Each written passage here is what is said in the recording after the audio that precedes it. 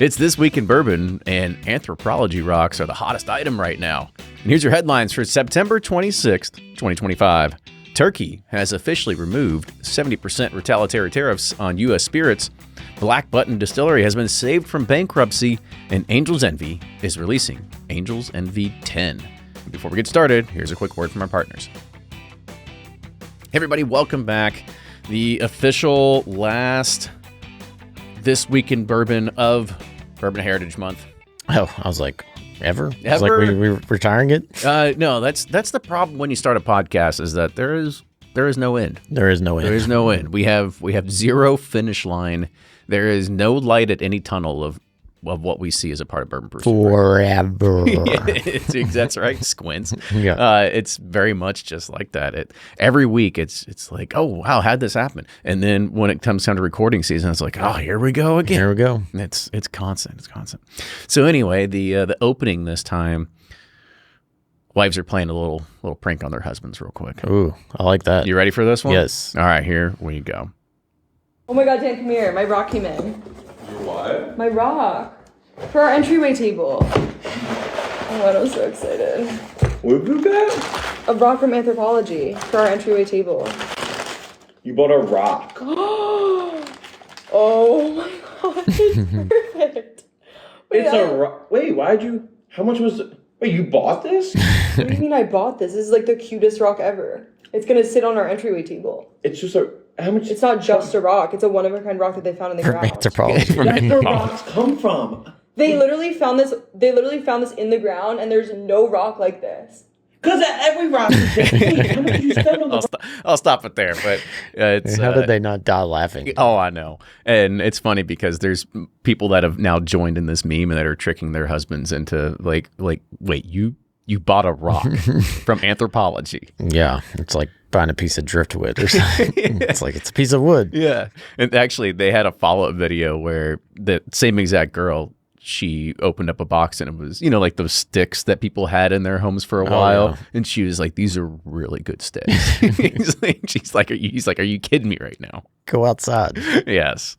So great. anyway, We've all been there. I just love it how the shoe is on the other foot this time. It's usually me messing with my wife, and Lord knows that if she would have done that to me, I would have felt the same exact way. Yes. Yeah. Well, you ready to start talking about some bourbon news? I am. I've been waiting all day to talk about it.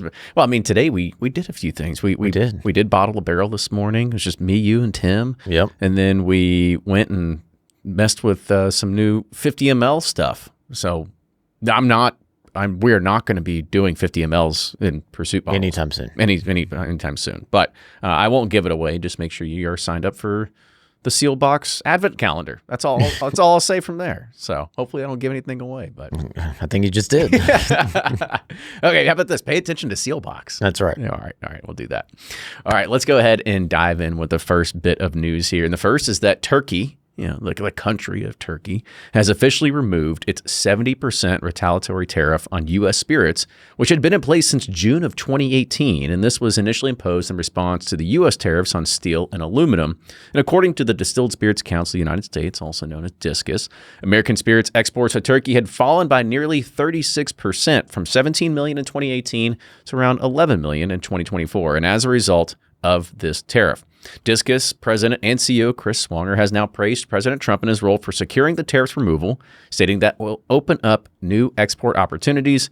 He also called the administration to build on success by working towards a permanent zero-to-zero tariff-free trade agreement with other major partners. Well, this is good news. I read this. Did you get this from Mark Brown's It newsletter? was in Spirits Business before it hit Mark Brown's newsletter, but yes, I did see it in there too. Turkey was spelled like really weird. It's and actually, I was like, is this actually turkey? Or is it different? It's TU, but with like the two dots above the U, RKIYE. Yes. I know, and I was like, never seen it like that. I think it's because we're the only country in the world that might spell it like a gobble like gobble. like an actual turkey. Yeah. Yeah. Well, it's like when you go to Germany, they don't call it Germany. What do they call it? It's Deutschland. Deutschland. No. Yeah. See, that's how ignorant I am. See? How American I am. I'm like, just whatever's on my globe. That's what I call it. Is that what? Oh, so just by whatever Chinese manufacturer made it for you, you're like, that's what it is. That's what it's gonna be. Yep. So All right. I guess Spain is España. See? Yeah. All right. You are becoming a little bit more worldly. I'm refined. Well, Cultured. I mean, it's in English we call it Germany. Germans call it Deutschland because that's just how you say it in German. So Got it. But it's good news. Yeah. yes, it is good news. Start Let's start. Pumping some more bourbon over there. Let's do this. I want to go to everywhere. Turkey. It looks awesome. That's where Istanbul is, right? Close. Yeah. Or so. Yeah. Yeah, it's Turkey. Yeah, Turkey. I, Yeah. Thank God That's I got how this machine in front of me. cultured I am. Social studies is lacking here. Yeah, Istanbul. At least it does look like a pretty cool city. I know my kids are doing like they're learning the capitals, and they're like, do you know the capital of New Hampshire? And I'm like, Oh man, and I was like, oh God. just give me Delaware because I got Dover. Yeah, all day. Dover's easy. And then I knew most of them because they're doing only Northeast, but definitely didn't know New Hampshire's, or like I couldn't recall what New Jersey's was, but it's Concord and Trenton. Oh, there we go. All right, so I hope I get on a game show and you're going to be my first call when it comes to remembering state capitals. Only if no one else answers. Yes, exactly.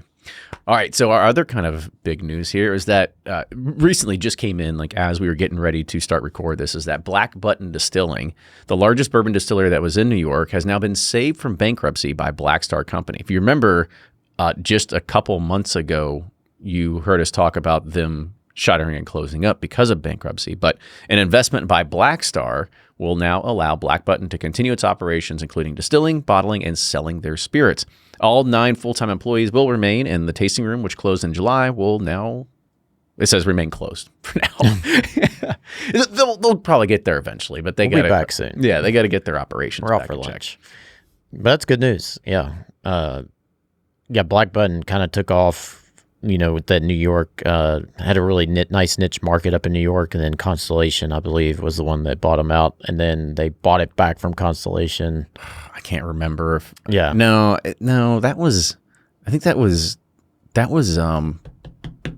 what's almost positive it's Black Button. what's her name? Is it Becky Harris?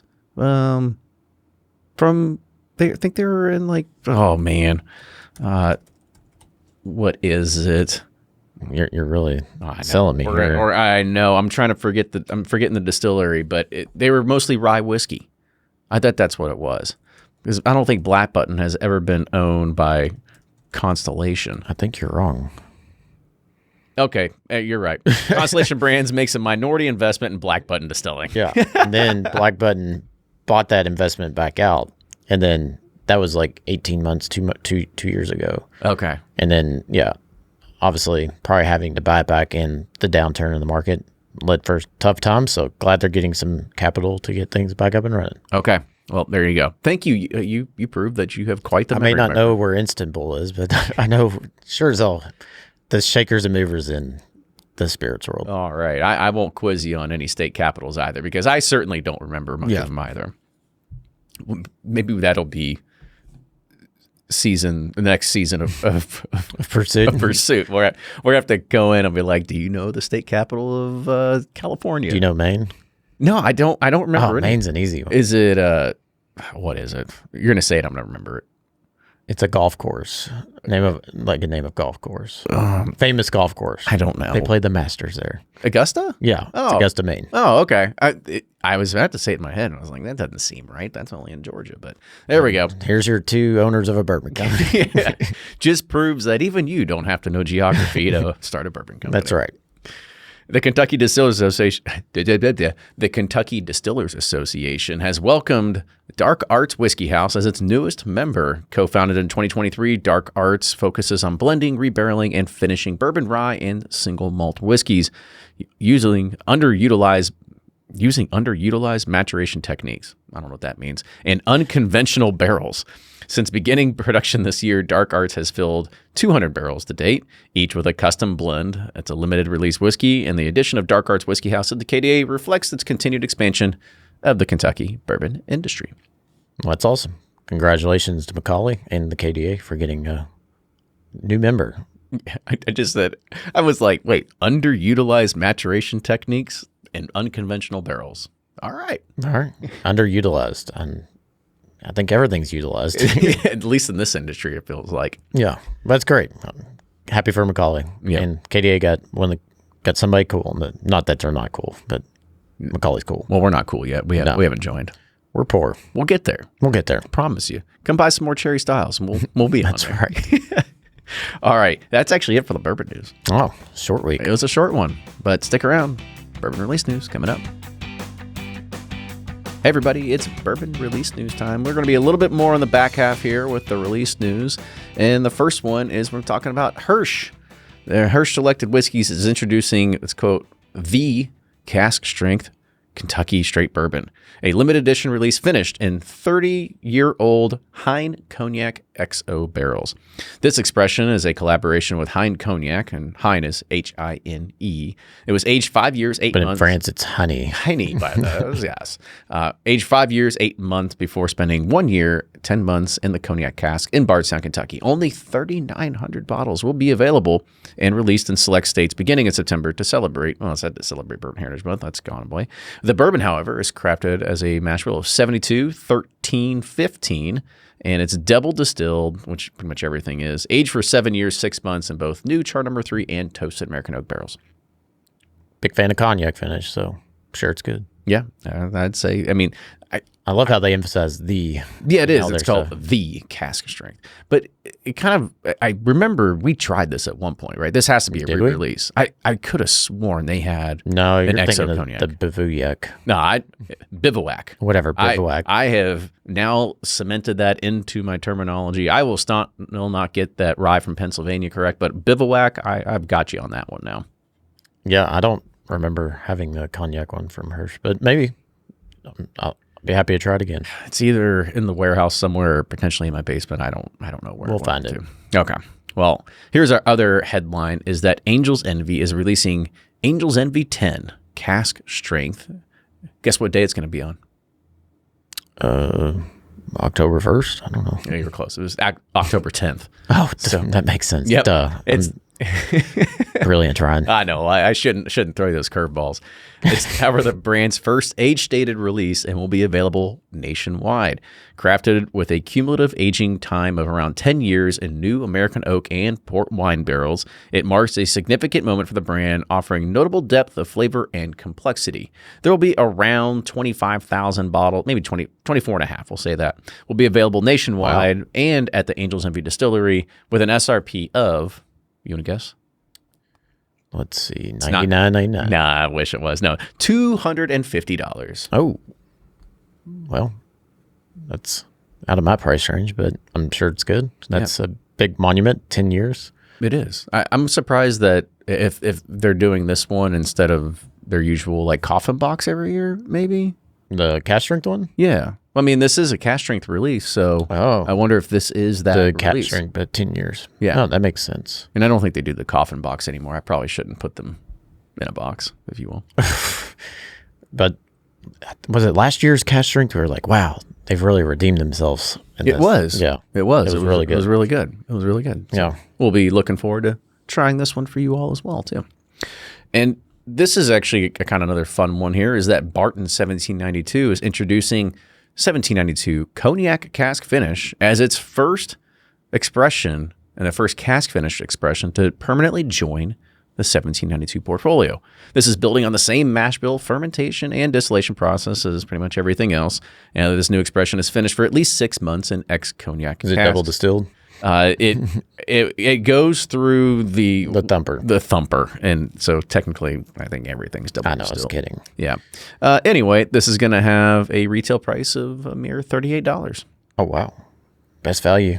I mean, I'm sure you'll see a sourced Barton in the cognac for $200 somewhere from some brand. If they can't sell enough of it, then That's right. obviously it's going to be in a tote somewhere, and people are going to pick it up, and it'll be the next buff turkey. it'll have a nice, fun label on it that people are going to make of their own. Yeah. I don't really know. I bet it's good. It's a great price. Well, I mean, I've had it before. I wasn't mad about it, and at $38, that's typically pretty hard to beat. So, No, yeah, definitely not. It's hard to beat under 40 for something like that, and I'm sure it's got to be. I don't know what proof is usually 1792. I know full proof is 125. Well, Is it upper 90s?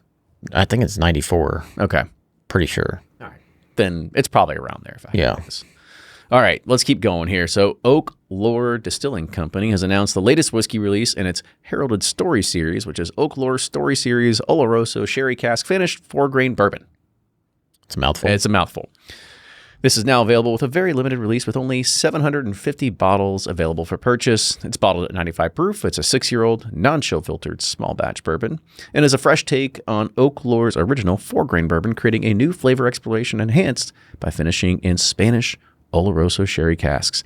I'm going to go ahead and skip all this because it's like it just was in a Vendome 24-inch, copper 4 grains, so on and so forth, 12 to 18 month.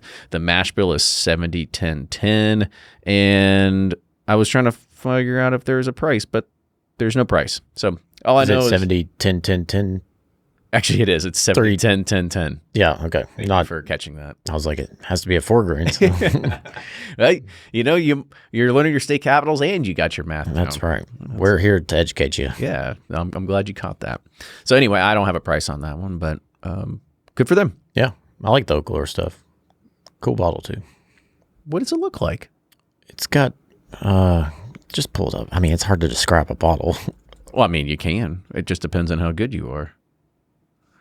Oh, okay. It looks like just are those waves in it or something, or is it?